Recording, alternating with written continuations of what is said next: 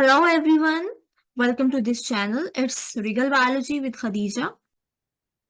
The topic that we are going to cover today is microscope. In this video tutorial, we will be going to discuss that what is microscope and what is the difference between light microscope and compound microscope, and also mainly we will going toward the discussion of parts of microscope, in which we mainly discuss what is the name of the part of microscope and what is the function of that part of microscope. So without wasting time, let's move toward the introduction of microscope. अच्छा, microscope आप यूं समझ लें, ये एक ऐसी tool है, device है साइंस में, जिसके जरिए आप छोटी चीजों को बड़ा करके देख सकते हैं, या फिर कुछ चीजें ऐसी होती हैं जो आपको अपनी इंसानी आंख से नजर नहीं आती, तो आपको कुछ ना कुछ हेल्प लेनी पड़ती है, कुछ एडिड हमें चाहिए होता है, कुछ लेंस एडिड चाहिए होते हैं ताकि हम उन छोटी चीजों को बड़ा करके देख सकें। तो मेनली माइक्रोस्कोप जो है उसको हम ये कह सकते हैं कि ये एक ऐसा ग्रीक वर्ड का कॉम्बिनेशन है, यानी कि माइक्रोस्कोप, ये टू वर्ड्स का कॉम्बिनेशन है, माइक्रो एंड स्कोप का। माइक्रो का मतलब तो हमें पता है कि स्मॉल होता है। अगर हम स्कोप की बात करें तो टू लुक, मतलब टू लुक आफ्टर, देखना। तो अगर हम माइक्रोस्कोप का मतलब देखें तो इसका मतलब यही हमें बता रहा है कि हमने यहाँ पर देखना है छोटी चीजों को। तो इन शॉर्ट, माइक्रोस्कोप एक ऐसी डिवाइस है साइंस में जिसके थ्रू हम स्मॉल थिंग्स को इजीली देख। हम माइक्रोस्कोप यानी कि साइंटिस्ट या बायोलॉजिस्ट क्यों माइक्रोस्कोप यूज कर रहे हैं? बिकॉज हमने देखना होता है सेल के पार्ट्स को, स्मॉल ऑर्गेनिजम्स को, उनकी स्टडी करनी होती है जिनको हम अपनी नेकेड आई से नहीं देख सकते, या फिर बैक्टीरिया हो गए जो बहुत छोटे छोटे होते हैं, हमने स्टडी करना होता है उनको। तो इसलिए हम माइक्रोस्कोप को यूज कर रहे हैं। अगर हम टाइप्स की बात करें तो हमारे पास माइक्रोस्कोप की बच्चे बहुत सारे टाइप्स हैं। लाइक अगर हम बात करें मेन टाइप्स, तो वो तीन है। सिंपल माइक्रोस्कोप जो सबसे पहले आया, सबसे पहले माइक्रोस्कोप, माइक्रोस्कोप एक्चुअली जो कॉन्सेप्ट था ना माइक्रोस्कोप का, वो तो बहुत पहले ही आ गया था। अगर मैं बात करूं 11वीं सदी में या 12वीं सदी में, यस, तो हमें पता था कि अगर हम लेंजेस को, टू लेंजेस को कंबाइन करके किसी चीज को देखें, इस तरह देखें, तो वो हमें क्या नजर आती है, थोड़ी बड़ी नजर आती है। तो ये कॉन्सेप्ट जो था माइक्रोस्कोप के पीछे का, ये हमें पहले से पता था। लेकिन माइक्रोस्कोप की इन्वेंशन जो है वो 17th सेंचुरी में हुई है। तो अगर हम कहें कि हमारे पास माइक्रोस्कोप मेन कौन कौन से हैं, तो टाइप्स जो है वो तीन हैं। अगर हम बात करें simple microscope, compound microscope and electron microscope. अब बात कर लेते हैं सिंपल माइक्रोस्कोप में क्या फर्क है और कंपाउंड में क्या फर्क है। तो बच्चे, ऐसा माइक्रोस्कोप, जैसे फॉर एग्जांपल ये आपको माइक्रोस्कोप नजर आ रहा है, या फिर ये मैग्नीफाइंग ग्लास है, ये सिंपल है, मतलब सिंपल किसी भी चीज को बड़ा करके देखना।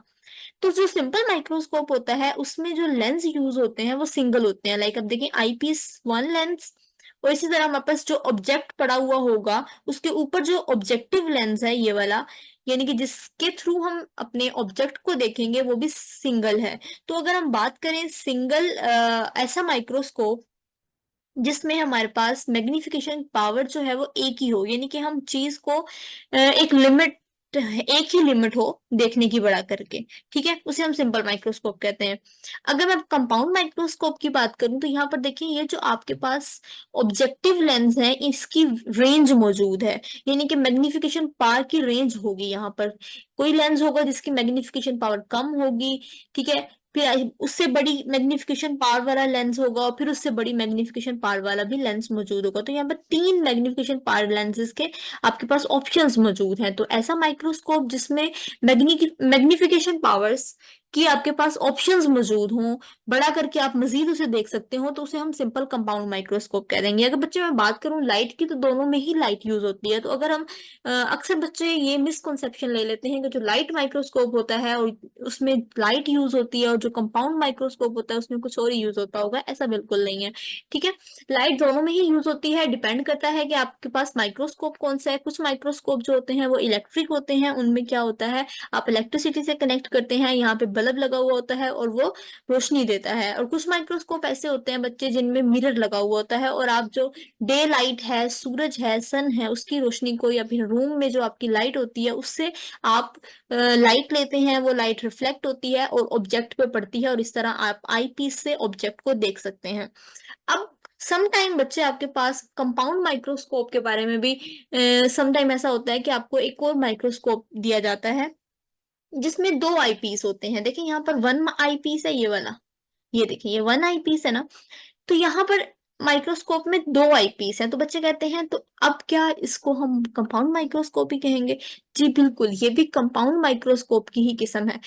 जस्ट डिफरेंस इज दिस कि इसमें जो ओक्यूलर लेंस है या आई पीस है वो टू है, और यहाँ पर जो हमारे पास लेंस होता है, आई पीस होता है, ओक्यूलर लेंस होता है, वो वन होता है। तो इसको हम मोनोकुलर कंपाउंड माइक्रोस्कोप कहेंगे और इसको हम बायनोकुलर। ठीक है, तो जस्ट ये दोनों ही कंपाउंड माइक्रोस्कोप है, फर्क सिर्फ आईपीस का है। अब चलते हैं बच्चे हम अपने मेन टॉपिक की तरफ, that is parts of microscope. तो ये हमारे पास जस्ट सिंपल पार्ट्स हैं, मैंने मेंशन किए हैं, जो कि मैं आपको डिटेल 3D वीडियो में बताऊंगी, उन पार्ट्स को दिखाऊंगी और आपको इजीली उनके फंक्शंस भी प्रिपेयर हो जाएंगे। तो स्टार्ट करते हैं हम। जी फर्स्ट इज बच्चे आपको माइक्रोस्कोप आप देख रहे हैं, उसकी बॉडी ट्यूब आपको नजर आ रही है, माइक्रोस्कोप की बॉडी की ये ट्यूब है, और इस ट्यूब के ऊपर आईपीस लगा हुआ है। और आईपीस के आपको पास जो ऑप्शन है वो डिफरेंट यहाँ पर मौजूद हो सकते हैं, समटाइम 10x मैग्निफिकेशन का या 15x का, तो आप अपनी मर्जी से जो भी आप लेंस यूज करना चाहें वो कर सकते हैं। इसी बॉडी ट्यूब की जो बेस है वहां पर लगा हुआ है आपके पास नोज पीस। नोज पीस क्या है? ये रिवॉल्विंग होता है, रिवॉल्व कर सकते हैं आप इसको, रिवॉल्व करके अपनी पसंद की मैग्निफिकेशन पावर का लेंस जो है वो ला सकते हैं और देख सकते हैं अपनी स्लाइड को। तो मेनली ये रोटेट कर सकता है किसी भी डायरेक्शन में और आपको ऑब्जेक्टिव लेंस चेंज करने की परमिशन देता है। तो ये रिवॉल्विंग नोज पीस का एक फंक्शन है। इसकी मदद से आप डिफरेंट मैग्निफिकेशन पार्ट्स को यूज कर सकते हैं, यानी कि ये देखिए 10x है ये वाला लेंस, रेड वाला जो है वो 5x का है, एंड ब्लू वाला जो लेंस आपको नजर आ रहा है ये वाला, इसमें आपके पास बच्चे 45x यानी कि 45 गुना बड़ा जो है आप 45 टाइम्स मैग्नीफाइड इमेज जो है वो आप ऑब्जेक्ट की देख सकते हैं। तो ये आपके पास हमारे पास आप यूं कह लें हमारे माइक्रोस्कोप का, जहां पर आपने स्लाइड को रख के ऑब्जर्व करना है, इसे हम स्टेज कहते हैं। ये सर्कुलर शेप में या आपके पास मौजूद होता है, इसके ऊपर आप ग्लास स्लाइड को रखते हैं और फिर ग्लास स्लाइड को आप ऑब्जेक्टिव लेंस के जरिए देख लेते हैं।